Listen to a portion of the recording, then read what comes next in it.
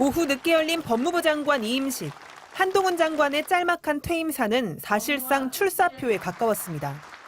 동료 시민, 동료 공직자란 표현이 여러 차례 등장했습니다.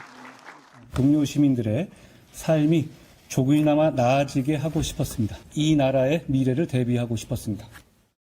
한 장관은 비상한 현실에 책임감을 크게 느끼고 있다. 국민 상식과 생각을 나침반 삼아 용기 내어 가보겠다며 각오를 밝혔습니다. 9회 말 투아웃에 투스트라이크면 원하는 공 들어오지 않아도 스트라이크인지 볼인지 애매해도 후회 없이 휘둘러야 한다고 생각합니다.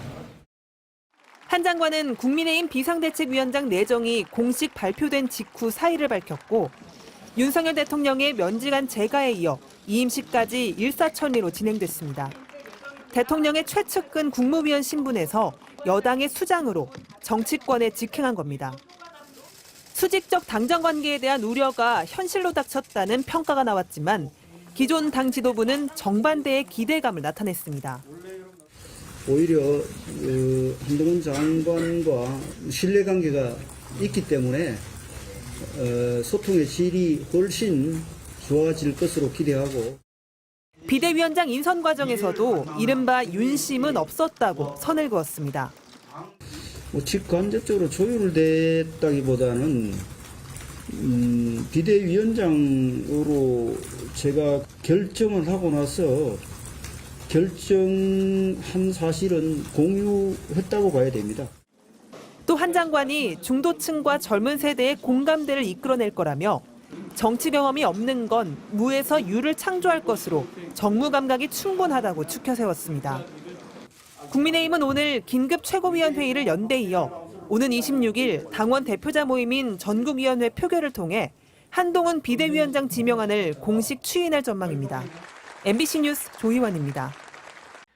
국민의힘의 한동훈 비대위 출범이 기정사실화되고 있는 가운데 홍준표 대구시장은 한동훈 체제가 들어오면 일체 당무에 언급하지 않을 예정이라고 밝혔습니다. 홍 시장은 자신의 SNS를 통해 한동훈 비대위원장 체제는 윤석열 대통령의 직할 체제나 다름없다며 이같이 말했습니다. 그간 당내에서 적극 쓴소리를 했던 홍 시장은 김기현 체제 때는 바른 길 가라고 다소 깊이 비판하고 잘못 가는 길을 바로잡으려 했다고 수려했습니다. 홍 시장은 이어 하지만 한동훈 체제는 직할 체제이기 때문에 당무에 대해 비판하면 윤석열 대통령과 직접 부딪히게 된다고 밝혔습니다. 이 때문에 자신이 당무에 대해 언급하는 건 윤 대통령과의 관계상 아무래도 부적절하다며 그건 유승민 전 의원이나 이준석 전 대표의 몫이기도 하다고 덧붙였습니다. 홍 시장은 부디 당을 잘 운영해서 총선에서 이기기 바란다고 덧붙이며 지면 식물 정권이 된다고 강조했습니다. 앞서 홍 시장은 SNS에 잇따라 글을 올려 정치 경험 많고 큰 판을 다뤄본 사람을 영입해서 비대위를 만들어야지 윤 대통령 아바타를 다시 당대표 만들어본들 그 선거가 되겠나라며 한동훈 비대위에 대해 우려한 바 있습니다. 또 자신의 온라인 정치 플랫폼에서 국민의힘 비대위원장으로 한동훈을 데리고 온다는 건 그냥 당이 망하자고 하는 거랑 다름없다는 질문에는 김건희 여사 특검법과 공천 때문인 것 같은데 도리 없지요라고 답하기도 했습니다. 자, 사실상 일찍부터 한동훈 장관으로 의견이 정리되는 분위기였는데 오늘 최종 발표가 이뤄졌습니다. 일단 한 장관을 불러온 여당의 의도, 목적 어떻게 볼 수 있을까요? 네, 오늘 윤재욱 당대표 권한대행은 변화와 혁신, 미래라는 단어를 썼습니다. 예. 한 장관에게 당을 맡기면서 이런 이미지들을 함께 가져가겠다는 걸 강조한 건데요. 보수 진영 차기 주자 여론조사에서 부동의 1위일 뿐더러 젊은 세대와 중도층에서도 많은 기대를 받고 있어 여당의 변화를 주도할 적임자라는 겁니다. 그러니까 당장 내년 총선이 당면 과제인 상황에서 기대를 받고 있는 한 장관을 얼굴로 내세우겠다 이런 거군요. 네, 이럴 경우 이른바 사법 리스크 논란에 빠져 있는 민주당 이재명 대표와 대비시키는 효과도 기대하고 있습니다. 현재로선 정권 심판론 성격이 강한 내년 총선 구도를 미래지향 투표로 바꿔보겠다는 의도입니다. 자, 그런데 당 내에서도 문제가 제기됐지만 한 장관이 이른바 윤석열 대통령의 아바타가 아니냐, 이게 또 당무 개입으로까지 연결될 수 있는 이런 논란이잖아요. 그러니까 앞으로 용산과의 관계 정립을 어떻게 하느냐, 이게 당장의 과제가 아닐까 싶어요. 네, 일단 김기현 전 대표가 물러나는 과정에서 대통령의 의중이 반영됐었죠. 역시 한 장관의 비대위원장 지명 과정에도 이런 논란은 남아 있습니다. 예. 한 장관 스스로는 누구도 맹종한 적 없고 또 앞으로도 그럴 것이라고 밝혔습니다. 하지만 당장 다음 주 본회의에 김건희 여사 특검법이 자동 상정되는데요. 네. 한 장관은 이미 총선을 앞두고 민주당이 선전선동을 하기 좋게 만들어진 악법이라며 반대 입장을 밝혔습니다.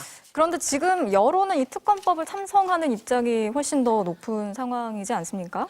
네, 그래서 대통령의 거부권 행사 여부 국면에서 한 장관이 어떤 정치력을 보일지가 관심입니다. 네. 또 하나 관건은 내년도 선거에 대비한 공천인데요.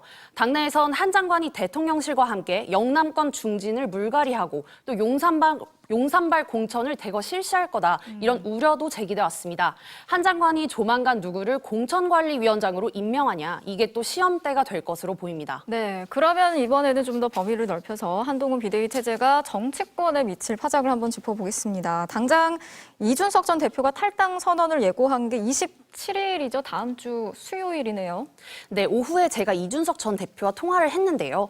이 전 대표는 한 장관과 만날 수는 있겠지만 결과는 달라지지 않을 거라고 했습니다. 예. 이 전 대표는 김기현 전 대표가 사실상 용산 대통령실에 찍어 누르기로 대표직에서 쫓겨났다고 보고 있는데, 연일 대통령실의 변화를 요구하고 있는 이 전 대표 입장에선 한동훈 장관과 함께 가기는 더 어려워졌습니다.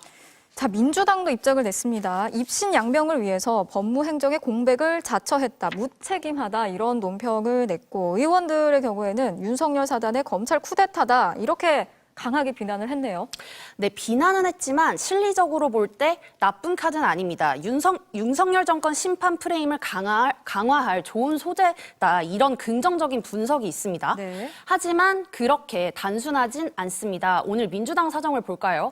이낙연 전 대표는 사실상 이재명 대표의 사퇴를 전제로 하면 대화할 수 있다, 이런 입장을 밝혔고, 이재명 대표는 사실상 무시했습니다. 네. 소리는 크게 안 나지만 갈등이 잠재해 있는 상황인 거죠. 당내에선 하여튼 간에 국민의힘이 변화하고 있는데, 민주당은 친명 비명 갈등, 전당대회 돈봉투 의혹과 대표 사법 리스크, 또 선거제를 두고 갈등에 빠져 있다는 위기론이 있습니다. 네, 여기까지 듣겠습니다. 구승은 기자 잘 들었습니다.